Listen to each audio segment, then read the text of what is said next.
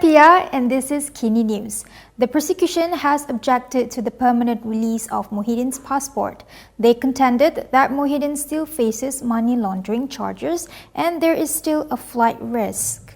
Prosecutors have contended that the criminal court should hold on to Muhyiddin Yassin's passport. This is as he still faces 3 money laundering charges. Deputy Public Prosecutor Lim Wai Keong said this in an affidavit to object against Muhyiddin's bid for permanent release of his passport. In his affidavit, Lim said that Muhyiddin had stated that the Anti-Money Laundering Act or Amla charges against him are baseless as the predicate charges have been nullified. However, Lim emphasized that this statement is irresponsible and premature as the Amla charges have yet to be tried and Muhyiddin's bid to nullify the charges has yet to be heard and decided on. He claimed there was a possibility of flight risk on the part of Muhyiddin and that this was the reason the criminal court previously imposed the 2 million ringgit bail and its attendant conditions, including surrendering of the passport. He stressed that Muhyiddin still faces 3 Amla charges before the court and a flight risk by the applicant still exists. Thus, he said the bail conditions should not be amended at this stage to ensure his court attendance. He added that Muhyiddin can always apply for temporary release of his passport for overseas travel if the need arises. In October, Muhyiddin had filed a request to amend the conditions of his 2 million ringgit bail and to allow a permanent release of his passport for a family holiday in London and a subsequent medical checkup in Singapore. Muhyiddin said the 2 million ringgit bail amount he had posted is sufficient to ensure his presence in court. In addition, he added that he also has the responsibility as an MP to serve his constituents. Fahmi has announced that the government will fill the post of Community Communications Department Director General soon. Earlier, JKom's current chief, Agus Yusoff, had confirmed that he had sent in his resignation letter. Community Communications Department Director General Mohammad Agus Yusoff has confirmed he has tendered his resignation. However, he told Malaysia Kini he was not pressured into resigning. Instead, he said he wants to pursue a job offer that he felt is better suited to him. When contacted, he said the questions of being pressured into resigning does not arise. He said there is no reason for him to entertain it and he can disregard it if there is such a pressure. According to Bernama, the notice was sent to Prime Minister Anwar Ibrahim on Tuesday, less than a year after Agus was appointed on February 2nd. Bernama quoted him as saying that he will resign immediately if his resignation is accepted by the Prime Minister. Meanwhile, NSD quoted Communications and Digital Minister Fahmi Fadzil as saying that Agus has resigned and no longer has anything to do with the government or the agency. Fahmi reportedly said that Agus has tendered his resignation and the government thanked him for his services. He added that he has not spoken to the Prime Minister about the matter, but said steps would be taken to replace Agus as soon as possible. Anwar spoke up on the issue of Gaza at the recent APAC leaders meeting. He stressed that the crisis will affect the Middle East and could also have an impact on global relations. Prime Minister Anwar Ibrahim today voiced out about the bloodbath that is happening in Gaza amid attacks by Israel. Anwar said that it is clearly an abandonment of moral responsibility which has allowed massive destruction to happen and resulted in climate calamity. According to Bernama, he said this at the APEC Economic Leaders Informal Dialogue and Working Lunch. US President Joe Biden and leaders from APEC member economies were in attendance. Since his presence in San Francisco, Anwar has highlighted the humanitarian crisis in Palestine. Earlier in the week, at a special lecture at the University of California, Anwar said the humanitarian crisis in Palestine will not just affect the country or the broader Middle East, but also leave an imprint on global relations for many years to come. He added that there are also blatant violations of international law.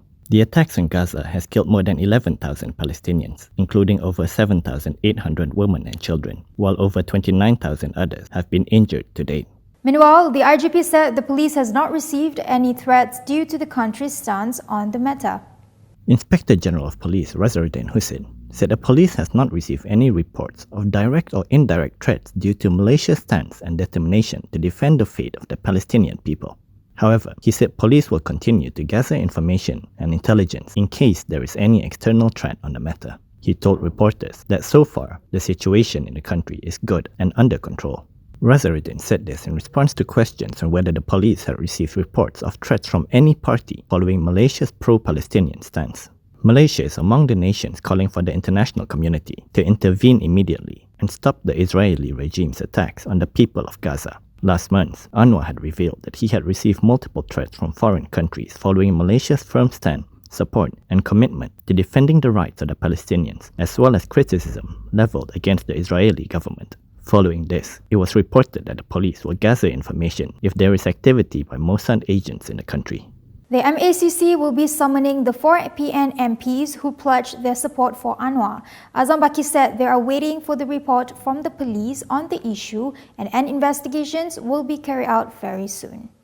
The MACC will summon 4 Perikatan Nasional MPs who have pledged their support for Prime Minister Anwar Ibrahim soon. Bernama quoted MACC Chief Commissioner Azam Baki as saying that it is to investigate allegations of corruption in the switching of support. Azam said the MACC is waiting for the report and an open investigation will be carried out.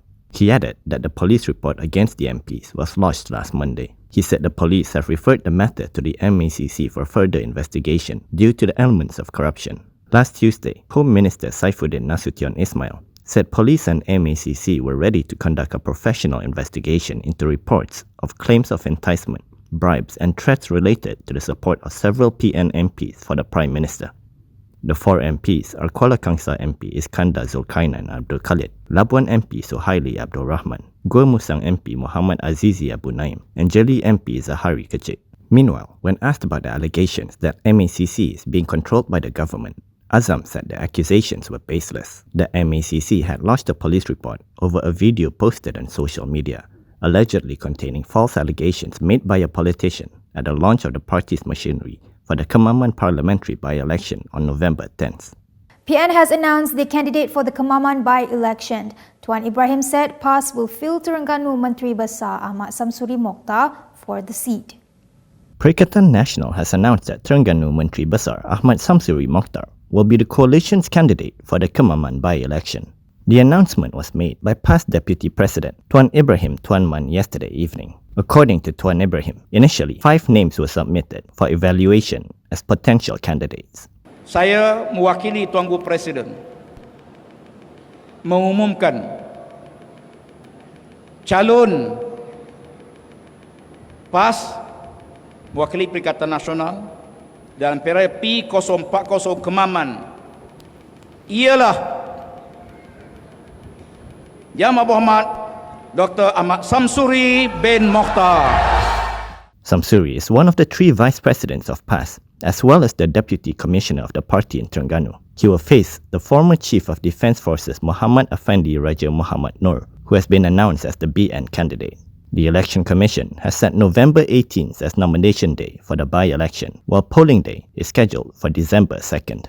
And that is all from me today. For more stories, you can go to KiniTv.com. You can also follow us on Instagram, Twitter, YouTube and Facebook for the latest news update. If you'd like to support independent media, do consider subscribing to MalaysiaKini.com. I'm Pia. Thanks for watching.